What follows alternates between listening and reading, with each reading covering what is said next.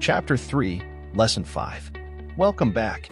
In this lesson, we will learn how to add and remove employees from our Timecard tracking sheet. Let's get started. Sometimes we may hire a new employee. An employee may be terminated or switched to another department. In these cases, we will need to add or remove an employee from the Timecard tracking sheet. Let's talk about how to add an employee to the tracking sheet. The first step is to open the Timecard tracking sheet. The names on the left side should be listed in alphabetical order, with the employee's last name first. Take a look at your new team member's name to find where they would be added into our sheet. Let's say I need to add the new employee between Jason Ortiz and Ricardo Reyes. You will click on the side of the sheet on the bottom name to select that row. Then, right-click and select Insert. Now a new blank row will be added for your new team member. Next, let's fill out the information for the new employee.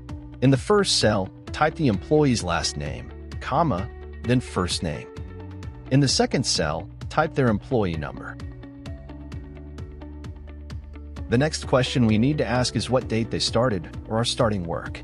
If they are starting on February 26th, we will use the color black or gray to black out all of the cells prior to their start date.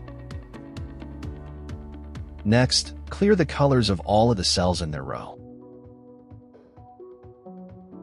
Next, write the word START with an arrow pointing to the right to indicate the first day of work.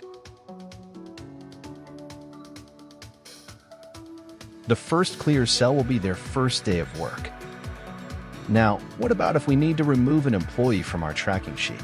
If the employee worked any time during the pay period, we will keep them on our sheet. If their last day was on February 23rd, we will use the color black or gray to black out all of the cells after their last day. The last clear cell will be their last day of work. Next, write the words last day with an arrow pointing to the left to indicate the last day of work. On the next pay period's tracking sheet, we will find their row and click on the number on the side of the Excel sheet. Then, we will right-click and select Delete to remove their row from the sheet. That's all there is to it. Important tip to remember, if an employee is terminated, they will need their payroll approved and submitted immediately so the payroll department can process their final check. If you encounter this situation, process the employee's payroll as soon as possible and let the payroll department know as soon as it is complete. In our next video, we will learn how to condense time in the Timecard tracking sheet. See you soon, and happy learning!